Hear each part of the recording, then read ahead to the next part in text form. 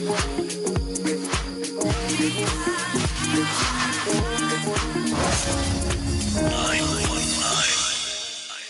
Feel Good Drive with Nicole De Silva. Do you know that homes in Nigeria get built with generators? They're not even trying to be fighting with their provider. Every house there that they had literally had a generator. You could literally hear the generator on the show. Oh no. Just running and running and running, Yeah. and while they're actually having a conversation.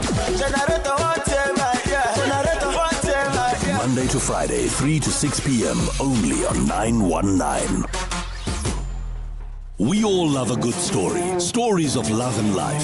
Stories that entertain and inspire. And the best stories are the ones that happen to be true.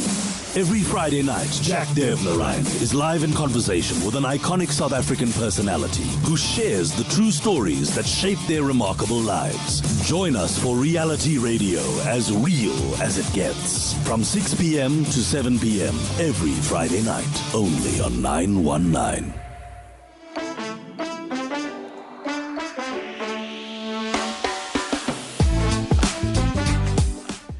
Hey everyone, happy Friday.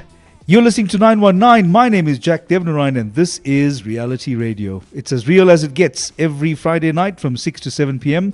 where we have a guest live in studio talking about the incredible stories that shaped their remarkable lives. Tonight, what a pleasure to have in studio with me Big Steve Mululu. This man is a strength, fitness, health and wellness coach, the author of Athlete of Life, The System of Achieving Your Full Potential.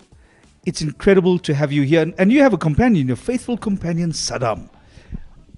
No, thanks for having me on the show. And Saddam is here to watch over us.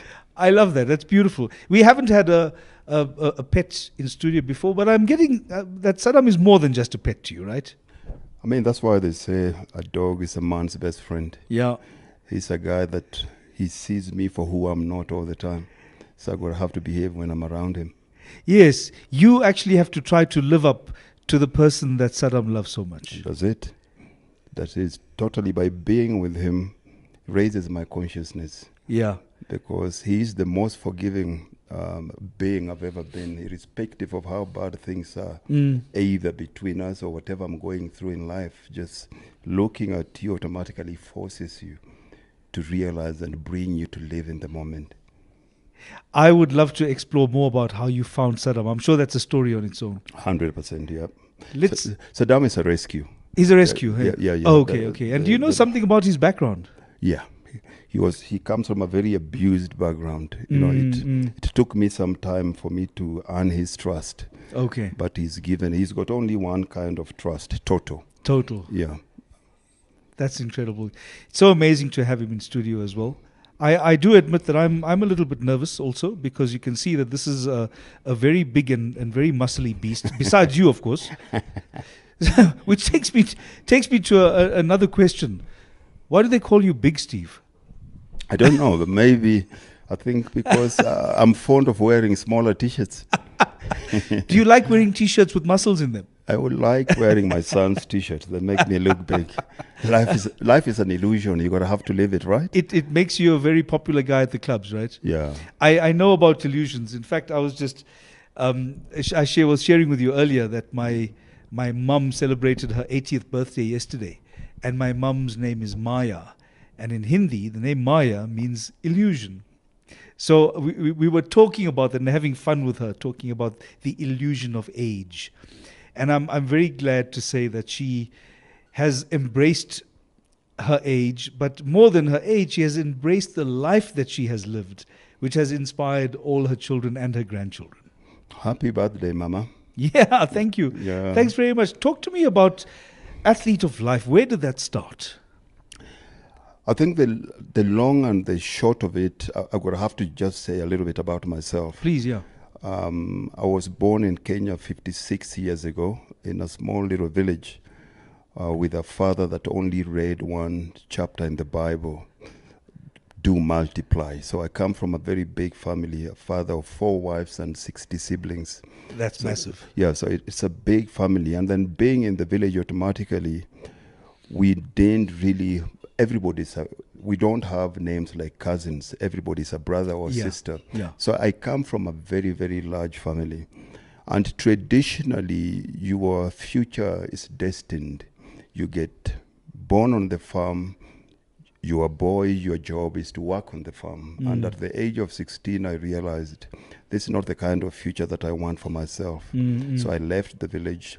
I came into the city and I started fending for myself. A few years later, for search of better life, that's how I decided to end up in South Africa. What was it that attracted you to South Africa? I've always been one of those people that wants, there has to be something better than where I am. There is, I think it's a blessing and a curse. I've always been the kind of a child that always kept on asking why. And I think my parents got very fed up with that. Traditionally, if you give me the reason why, I'll do it. Okay. But if you don't give me the why, I won't. So when you tell me you are a boy, you have to work on the farm, why? Doesn't really make sense at all. And constantly, that's a question I try to answer with my life.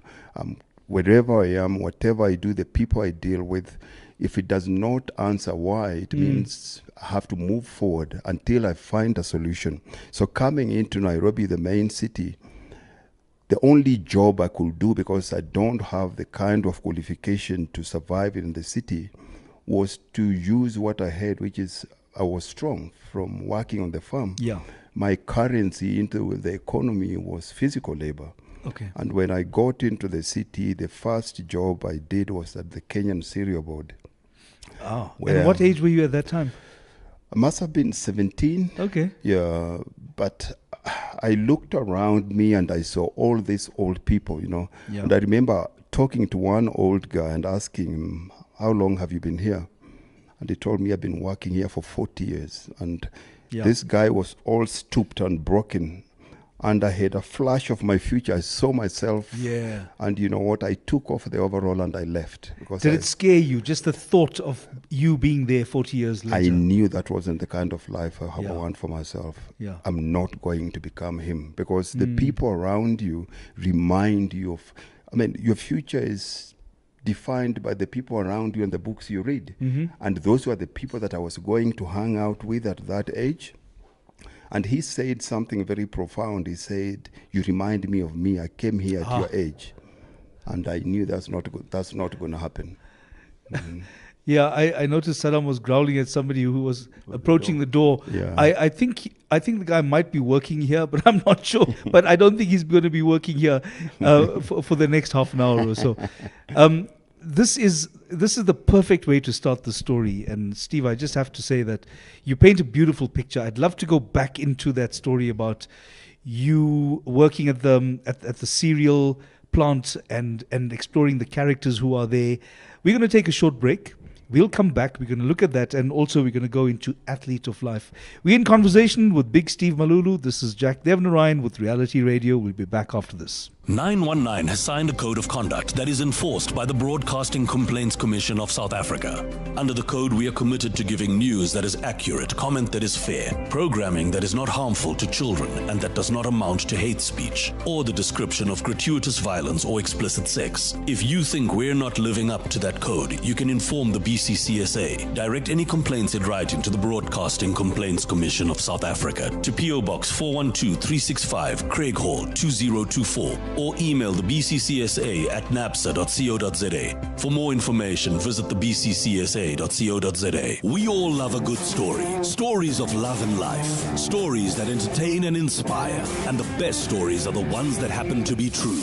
Every Friday night, Jack Devnarain is live in conversation with an iconic South African personality who shares the true stories that shape their remarkable lives. Join us for Reality Radio, as real as it gets. From 6 p.m. to 7 p.m. every Friday night, only on 919.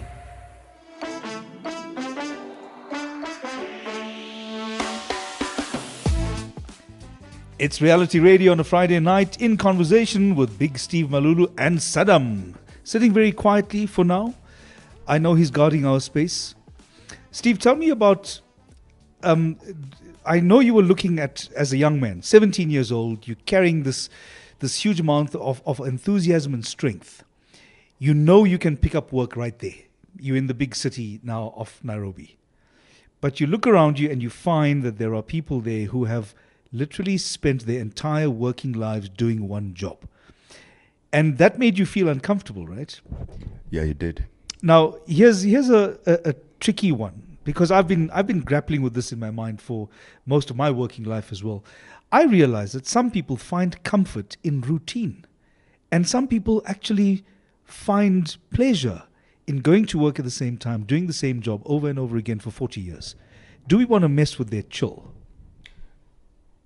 I mean, to answer that, I would say, if you look at it, life has been rigged for us to stay where we are. Mm-hmm.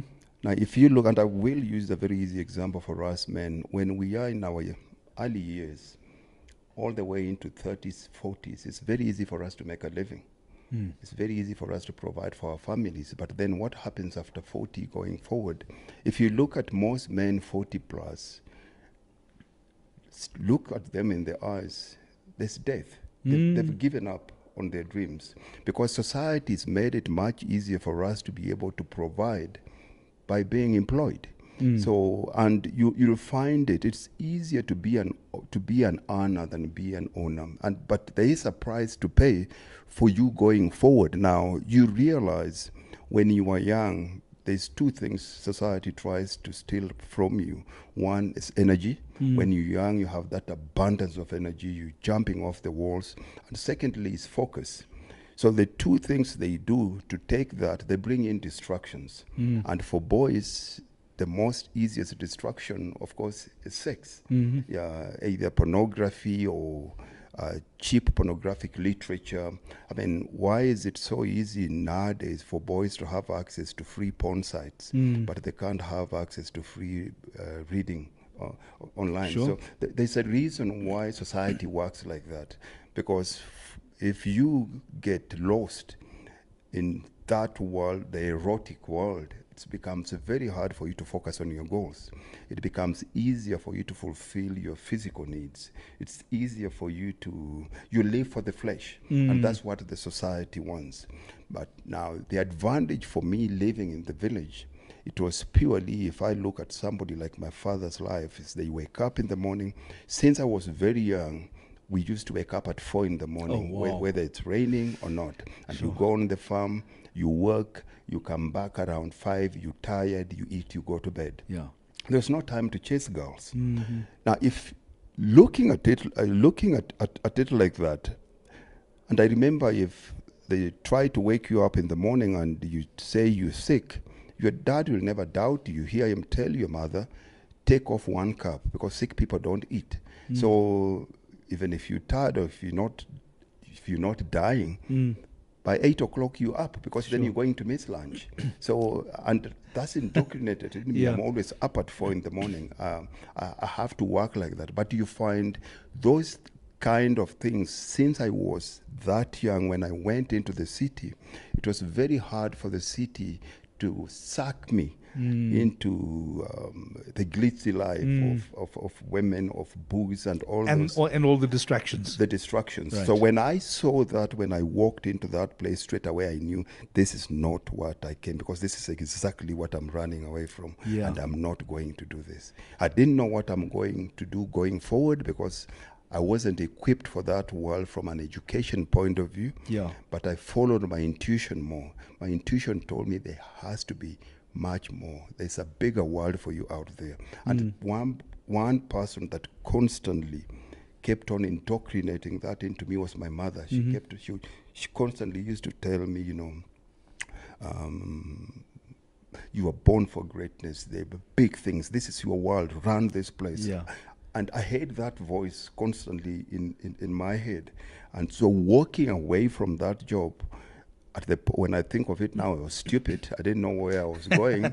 But if I didn't take that turn, right now I'll be stuck there. And at the age of 55, you will be retired, and they get rid of you. So you might have, if you didn't leave that day, you're saying that you probably would have stayed for the rest of your life. There's no way. there's no coming out. Yeah. If you look and you talk to most people, there's no coming out. The corporate environment is a prison. You know, it's a prison that you never come out, irrespective. And the best way to look at it, when you driving to work in the morning, you see a lot of men walking towards. And the easiest one, I'm going to use Santon. If you're driving on Greystone Drive, you see a lot of men coming from Alex walking into Santon. Where are they going? They're going to work. Around 4, 5, you see a lot of men coming out. Lunchtime, you see them walking. It's the same prison system, because before you get a job, you need to polish your CV. You need to go in front of a boss. You need to present yourself. There's no difference between that and what you do in jail, what you do in a court of law in front of a magistrate. He looks at you. He says, okay, I'm going to give you a chance. I'm going to pay you this much. I'll only give you lunchtime, 15 minutes between this. You'll work maybe one Saturday a week. You have to be here 8. You have to leave at 5. And if you're late, you have to call. And if you're late for 5 minutes, somebody's going to call and they have to explain. So there's no difference. We don't really relate to see how much of a prison most of us live in. And just thinking differently. Yeah. If we change the way we think, it will entirely transform the whole world, because the corporate prison is the one that is put too much pressure on us as men. We're so rigid in that life, but they're just giving us enough to keep our head above water. I like the idea, because I mean, I also have an apprehension when it comes to formal employment structures. You know, I think about what the corporate world does, as you described very well. I'm just wondering, though, we've got to be careful not to blame the corporate world. The corporate world is simply ensuring that it moves at a certain pace as a machine in order to generate profit for its shareholders. I'm wondering whether we are correctly identifying that the real prison is the one that we have in our own minds, because we have become prisoners to certain conditioning, a certain kind of conditioning in the way that we think, conditioning in the way that we behave, and our repeated patterns over time. So we establish our own limitations, don't we? We establish our own limitations because we buy into societal definition of success. You know, we were all born to be successful, and I'm yet to meet anybody that tells me I'm going to do everything possible to fail. Yeah, of course. No, we all want to be successful. We all want to be happy. We all want to be rich. We all want to be healthy. But those things, you need to have a very strong feeling behind them by having a very strong, compelling why. Now, most of us, unfortunately, our definition of success is acquisition of external trappings of success. You know, the car that you drive, where you stay, the label that you wear,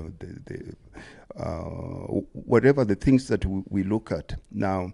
But if you chase it like that, and don't get me wrong, I'm not against material possession, because I don't think that you can become you can't have the full expression of life without money. Sure. Because everything that as long as you live in this physical form, this meat bag called the human body, you cannot unlock your potential unless you have access to money, and a lot of it. Yeah, you need a lot of money, but it should not be the end and means of everything that you do. Right. It's how you get there, and that's why it's very important. At this point, you find a lot of us men, and I'm going to use men a lot because I'm a man, right, and I spend a lot of time with men.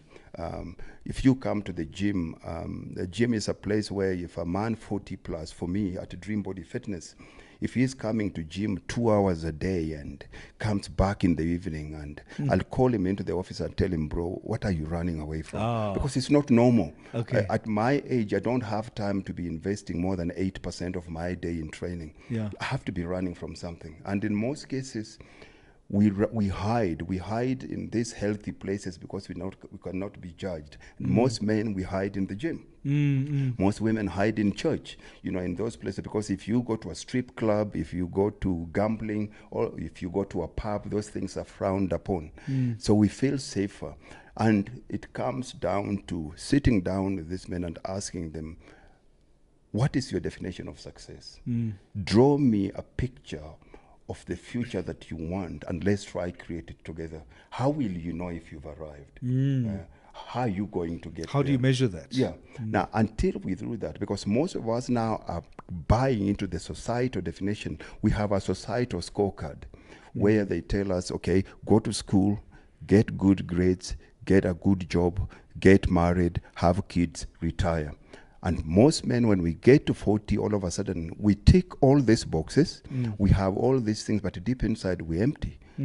But now, when your friends look at you, Jack, they see you have all these external trappings of success. If you tell them, I'm not feeling good, they tell you, just be grateful. You're very ungrateful. Look at your life. Yeah. Look at you. But deep inside, something's telling you not. So most men take the societal definition of success.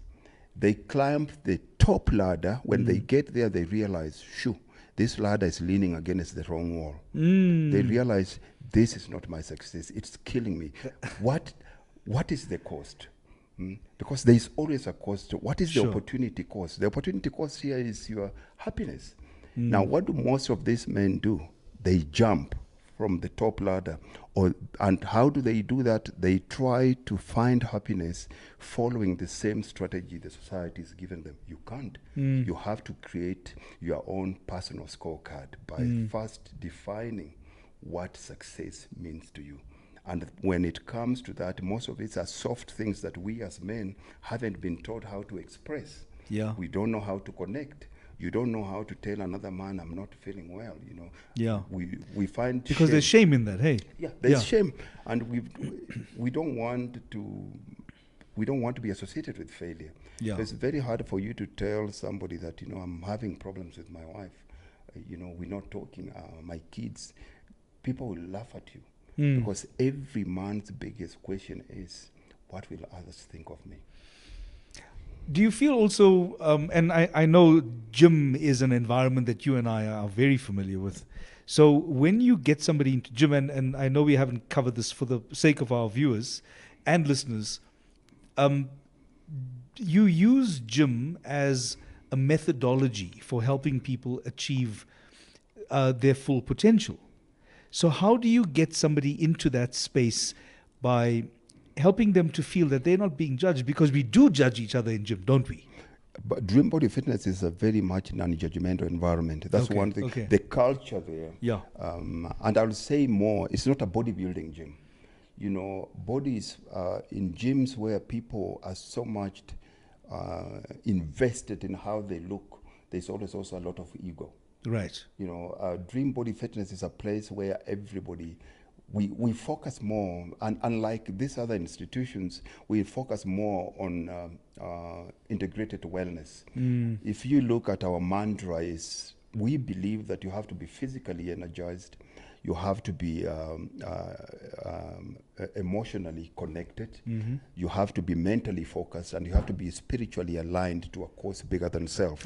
Now, the minute you bring that and we use your body as the vehicle, now it changes. You'll never, everybody that, if I take you now and we go to the gym, everybody's working. Yeah. Whether this person hasn't worked as a beginner, whether this person has been lifting weights for the last 20 years, because they all have a very strong why.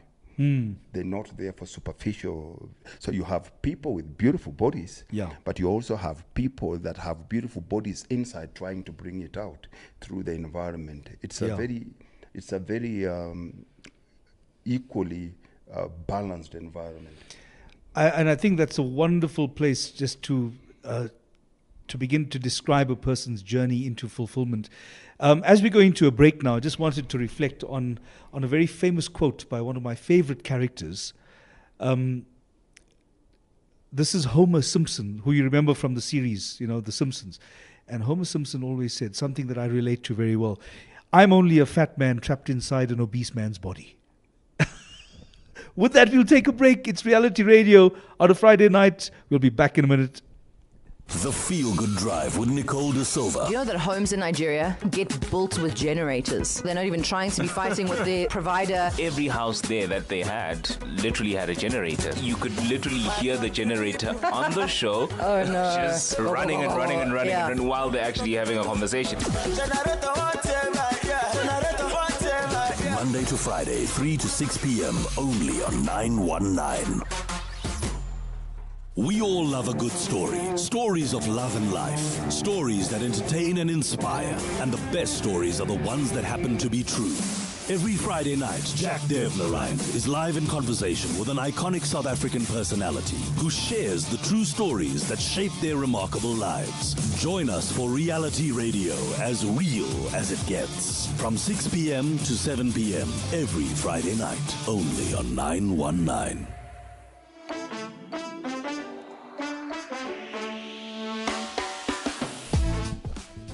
And we're back. It's Reality Radio on a Friday night with me, Jack Devnarain. Join me every Friday night when we talk about the incredible stories that help to change people's lives. And we're really talking about change with Big Steve tonight.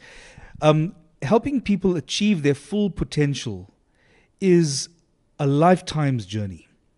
And you have a very interesting approach because you want to help people engage with themselves and their body, of course.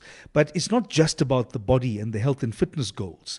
You get them into gym because that's the beginning of a process. Just describe that process for me. Getting people into the gym, Jack, is the reason for that is you got to always reach people where they are. Okay. We live in a physical world, so people find it very hard to think of the invisible. It's very hard to talk to somebody about their soul or their spirit when all they see is their bodies. Now, bringing them into the gym space, you have to touch them. Somebody that has a physical pain, has got a knee problem, has got a back problem, they feel uncomfortable in their own skin when they go out, all those things are things they can relate to. Yeah. But very few of them realize that there is more to it than that. If you're not eating right, it's got very little to do with nutrition, because all this, the way you look, the way you feel is an effect. So Dream Body Fitness, we focus more on the cause. There has to be, if you're eating a lot of junk food, what is causing you there? Yeah. There's stress somewhere in your life. And unless we take that trigger, I can give you the best eating plan in the world. I can give you the best trainers in the world. But until I fix the wound, putting on the Band-Aid does not make it better. Yeah. And if you look at most gyms, now Dream Body Fitness, I always say it's a Disneyland for grown-ups. It's not a gym, because gym has a very negative connotation. People associate gym with pain. And if you look at all the marketing material across town, people get people into the gym from a vanity point of view. Now, I will get you in from a vanity point of view, physical, which you see, but I need to turn it into vitality. I need From vanity to vitality. Yeah. Now, the difference there is most gyms sell people change. Dream Body Fitness is a transformation center. Okay, I get you. Yeah. Change is trying to go back to who you used to be. A woman that used to fit in a size 8 dress before she got her babies, and now she's in size 12. She wants to go back to 8. Chances are she'll never get back into an 8. So that's change. And change, in most cases, change is hard, and majority of people statistically fail. Okay. Dream Body Fitness is about transformation. We create a new you. We create a new you. So we start with the end in mind. This is where you are. This is where you want to go. And this is the blueprint of how we're going to get you. We're going to hold your hand. We are your partners in this journey. Transformation has 100% success rate and longevity, because it's more inspiration. It's pulling people towards change is full of shame. Every time you look at your old pictures and you look at your gut hanging out, you've got stretch marks, we've lost hair as men, you feel depressed because you'll never look. It's an old face that you shouldn't live there. It served its purpose. Walk away and walk into your new face now. So part of this partnership with your clients then involves working through the physical to get to see themselves in a different way, to involve the emotional as well. Yeah. How do you reach them at that level? Through education.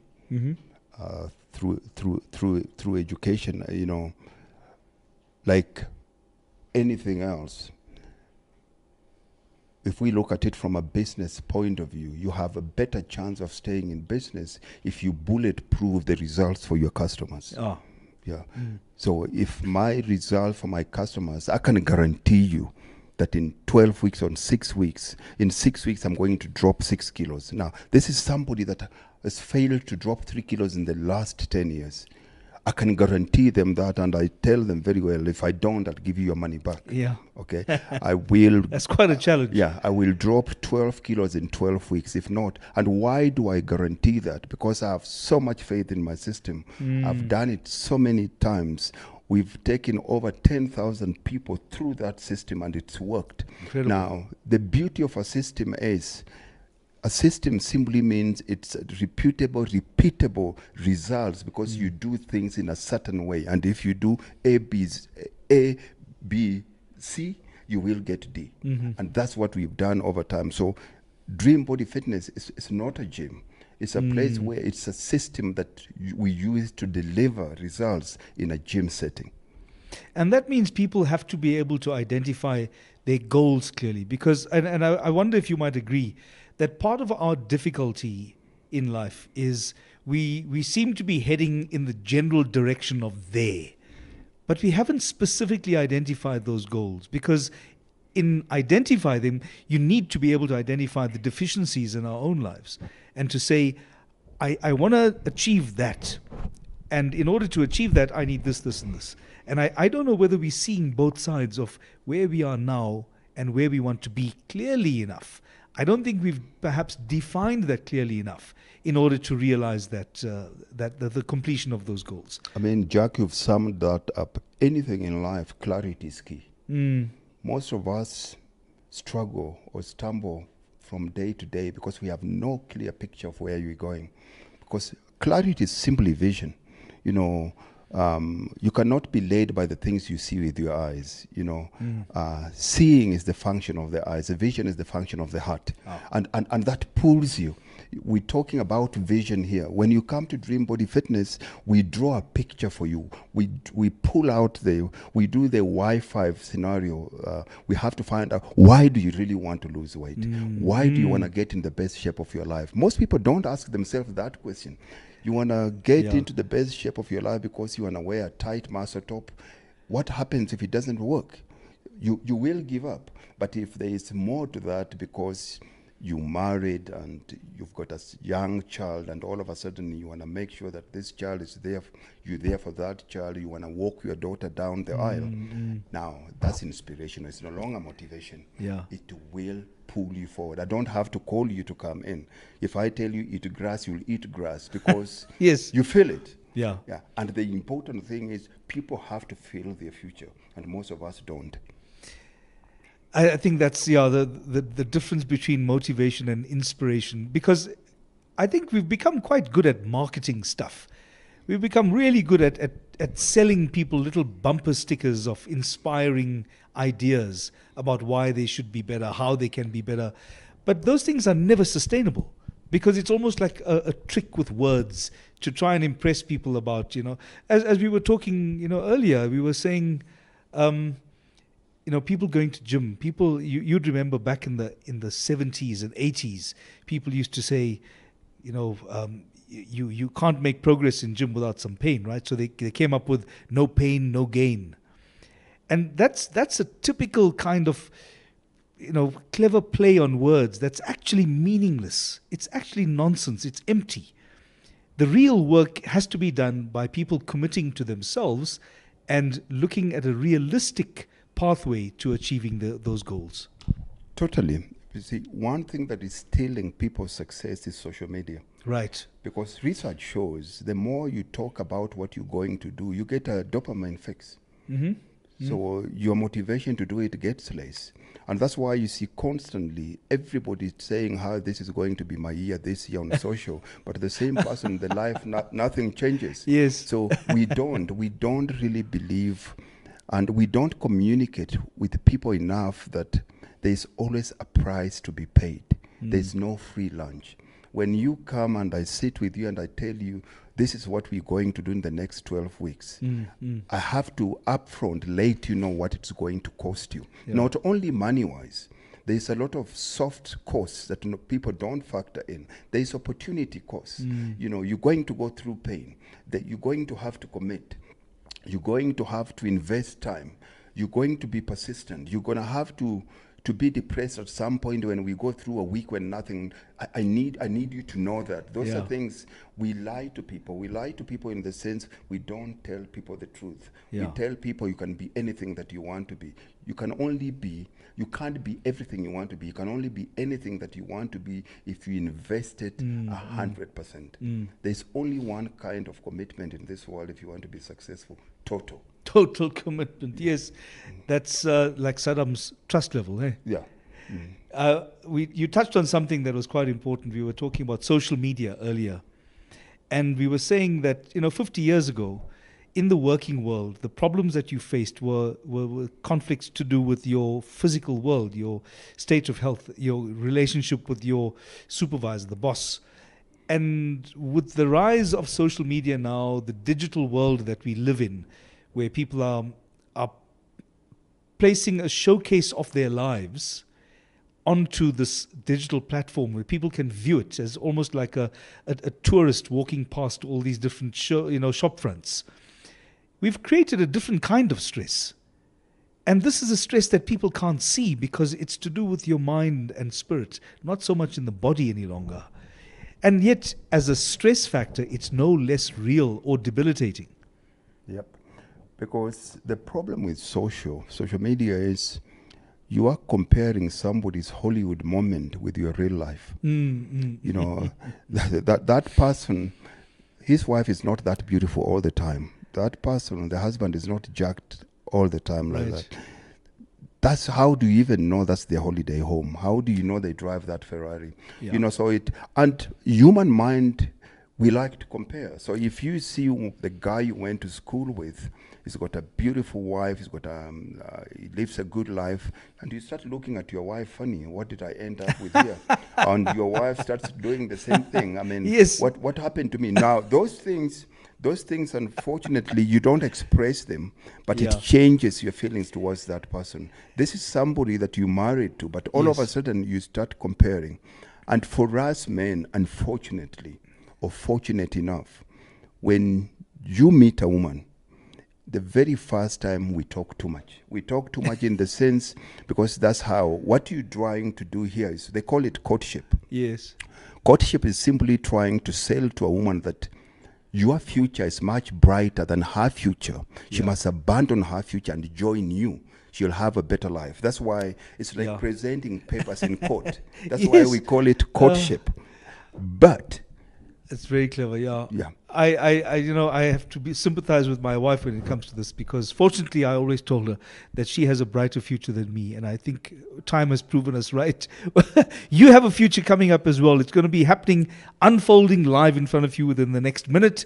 You'll be back to Reality Radio just after the short break. Have a groundbreaking tech startup or hackathon idea? Empire Partner Foundation's Incubation Hub is here to nurture your vision. Our Incubation Hub provides the perfect environment for startups and hackathons to grow, access resources, and make their mark in the tech world. Join us at EPF's Incubation Hub and turn your tech dream into reality. Visit our website for more information on how we can help your startup thrive at empirepartnerfoundation.org. We all love a good story. Stories of love and life. Stories that entertain and inspire. And the best stories are the ones that happen to be true. Every Friday night, Jack Devnarain is live in conversation with an iconic South African personality who shares the true stories that shape their remarkable lives. Join us for reality radio as real as it gets. From 6 p.m. to 7 p.m. every Friday night, only on 919.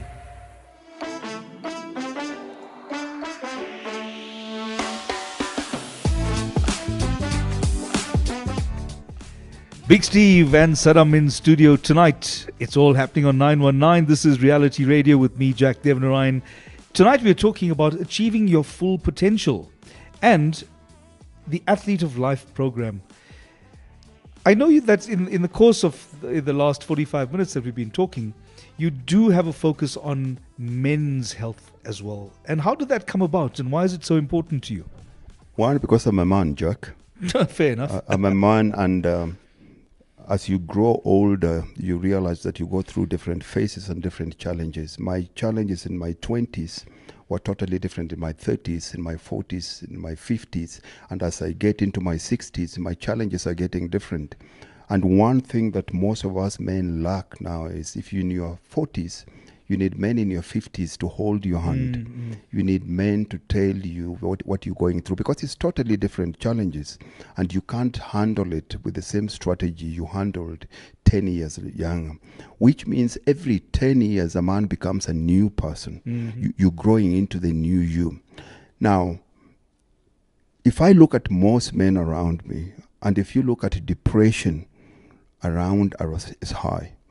I know personally a lot of men that have committed suicide in the last 5 years. And every time I talk to the wives, the wives, they have no idea what happened. I remember I was talking to one woman at the gym, and she was telling me, I've been married to my husband here for 40 years. On our 40th anniversary, we went to Mauritius, and he hired the one and only with 20 of my friends, and we went there on holiday. He bought me 2 truckloads of red roses. And he bought me a ring for $500,000. But when we came back, he told me that he wants a divorce. So she was asking me, I don't understand. Yeah. And my answer to her was, what is it that you don't understand? She says, I don't understand. So I told her, you have to know that a man is the only creature that can still love you but be emotionally removed. You don't know the fact that he sleeps with you and you lie next to each other doesn't mean we live in totally 2 different worlds, and our struggles and a woman's struggle are different. I told her, do you know what are the 2 main driving forces for any man, whether he's 9 or 90? She says, I don't know. I told her, men, we live for 2 things. We live for performance and reward. That's what every man lives for. I need to perform and I need to be rewarded. That's what happens when we're 6. We dance, we perform, the mother rewards us. We do all these things, but as we grow older, those things are taken away from us. Yeah. So we're performing, but nobody's rewarding us. We're performing, but all of a sudden, the man, you can see the man, but the boy in the man dies. And when the boy dies, the man dies with him. That's such a powerful story, and it's so true. It's so true, and you're suggesting that we are not checking in with each other enough about the same. The problem with the society we live in now, men, we're not allowed to express any kind of disappointment or failure. And as men, we've not been taught how to communicate. So we feel shame in sharing with our friends what we're going through. And if you talk to any 20-year-old and ask them tell me some of your best friends, they'll name easy 20. Talk to any man 40 plus and ask him to name any 5 of his friends. He has none. Yeah, he has none. He'll start stammering, or my wife or people I work with. No, who are your band of brothers? Yes. So we live in a society where if you die now, if I die now, it's easy to find 6 men that are going to carry my casket. But I don't have 6 men I can talk to when I have problems. You see, that puts a certain perspective on things as well. And do you also feel that often men are trapped by a certain sense of duty, that we have to live up to certain ideals that are ingrained in us through our upbringing? Does that become a limiting factor? Because to a certain extent, you found strength and freedom in what you were taught by your father, right? At which point do the lessons of our parents start to imprison us? Culture is not static. Culture is progressive. And the biggest problem is it's so hard to be who your father used to be in this new era. Adaptation is very hard because we as men are displaced. We come from an environment where you have to provide for your woman. But unfortunately, we live in a world where women earn more than we do. Sure. Women are more educated than we do. A woman can go and have kids without you. A woman can buy her own car. A woman, you live in your wife's house. So when she tells you to be a man, and our definition of manhood is the 3 Ps: procreate, provide, and protect. And she's taken those away, or not her. Society is changed where she's doing that. Then who are you in that relationship?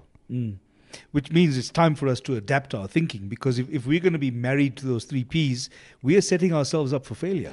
We don't have to adapt our thinking. We need to change our definition of manhood. Right. Our definition of manhood is a little bit misaligned because how do I become a man to a man that is better than me? If my wife has all those things, she's a better man than me because she's the provider, she's the protector, she's all those things. So how do I? And even, God forbid, sometimes you find you married to a woman that has kids, and these kids can't even call you dad, they call you Jack. And if you try to discipline, they tell me, you're not my dad. Now you become more emasculated. Right. And an emasculated man is a dangerous man. You become a predator, because a man, it's very hard for you to have purpose in life if you don't have an identity. And a man without purpose becomes a predator.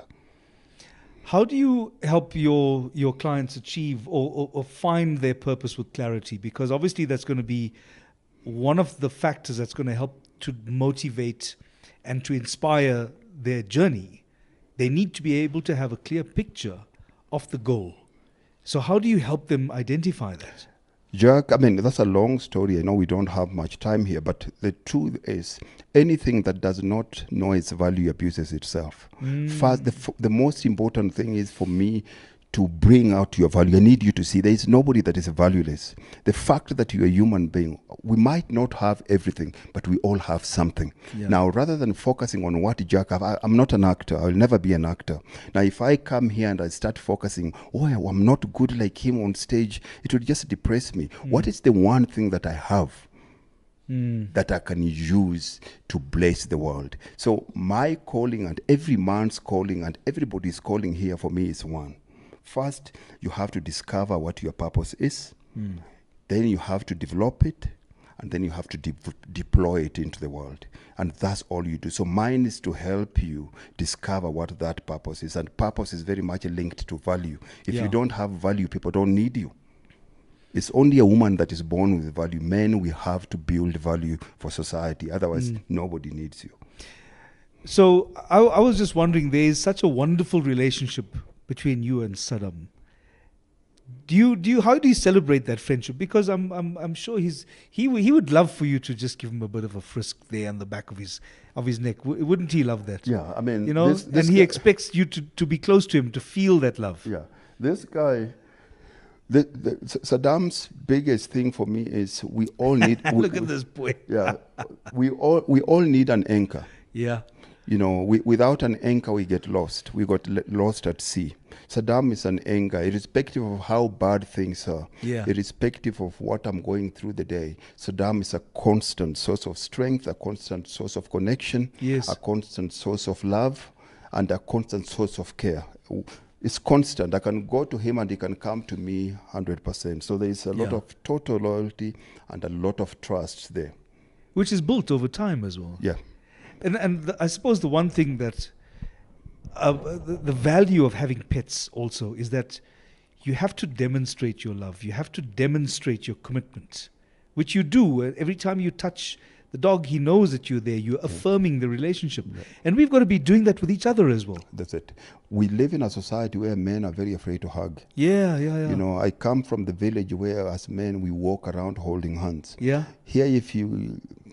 Here people are funny, unless people are very close to you. If you look at the African greeting, traditionally, I won't just greet you from a distance. The first thing I'll always do, I'll extend my arm. I touch your hand like that. And then when I touch your hand, I'll take my other arm and I put it on your elbow. And the point of that is a closed circuit. I energize you, energize me back. Yeah. And the second thing, if you close to me, I'll always pull you closer. Yes. So my left side goes into your left side, and that's our heart Heart to touching. heart, yeah. And then the third one, I'll always turn on the other side. Okay. And that's always to check, from a traditional point of view, to check if you've got any weapons on you, if you're going to attack me. Yeah. But after doing all those three things, but what is the most common way of greetings for most people is a fist bump. Yes. And psychologically, when you do this, you're telling me you're going to moor me. Yeah, we forget that my brain does not understand. So I'm around you, but I'm not comfortable because you've already shown me what you're going to do. Yeah. So there's a lot of things among men that we think are macho, but they're breaking us down over time. We need to learn to express man-to-man love. As much as we need a woman's love, but a man's love is hard love that another man needs. My father's way of loving me is not telling me. It's either looking at me and just shaking his head or just touching That's my enough. shoulder. That's enough. Yes. And every man wants a father's touch is worth mother's 20 kisses. That's such a powerful statement because you and I are about the same age, and our fathers are, and my father's late. He died at 79, about 10 years ago now. And he had the same love language. Yeah. It was, I look at you, I acknowledge you, and without using words, you know that he's showing his love and appreciation. It was just how, it was the way that they expressed their love then. And we, as you were saying, talking about adapting to times, we've got to be able to develop a new language and not be ashamed of it. Yeah. Every man is looking for his father's approval. Yeah. It doesn't matter how old you go. I do a lot of work in the prisons. The guy with the tattoos, the so-called guy that is in the solitary confinement, has been there for I don't know how many years. When you talk about his father, he sobs like a baby. Really? Yeah. Every man wants his father's approval. The minute a man puts a hand on another man, straight away, something in you says, you know what, we need to learn to honor each other. We just don't honor each other. And we don't honor each other if we don't do it violently. We don't honor each other by telling lies. Because I'm not friends with men that have no weaknesses because I feel judged. Some men are just too perfect for me. And when I'm in his presence, I'm not comfortable. I'll move out. I need people that struggle like me because I'm a human being. Yeah. And as human beings, we have struggles. They might be different, but we all have struggles. And if Jack is going to be my friend, I need to call you and tell you I'm not feeling well. And I need you to hear me out. Yeah. And I need you to be such a good friend to me to a point where you know what my weaknesses are. You protect me. If I go to places where you know I'm going to misbehave, you take me out because you know that's my devil. Do we spend enough time in introspection? No. Yeah. Nobody wants to go there. Is it a scary place? Yeah. Nobody wants to go there. There's too many devils. It's easier to distract ourselves with social media and scrolling. That's why it's very hard to find most people sitting alone without a phone. Yeah, we have to learn times when you put your phone off and you just sit in silence. I wake up at 4 in the morning till 5:30 in the morning with my dogs in the park. Yeah. That's my time, just with nature and listening to myself. And most times it's scary what you're thinking because it's hard to control your mind. Yeah. It keeps on going to places you don't want to go. It can be a terrifying place, but I think part of our journey in life is to confront the demons within. And I'm quite sure that with the program Athlete of Life, that's exactly what you're going to train people to do. Big Steve, it's been an absolute pleasure. Thank you for going on this journey with us, talking about achieving your full strength, fitness, and human potential. This is Reality Radio. My name is Jack Devnarain. You guys have a wonderful weekend, and we'll see you next Friday.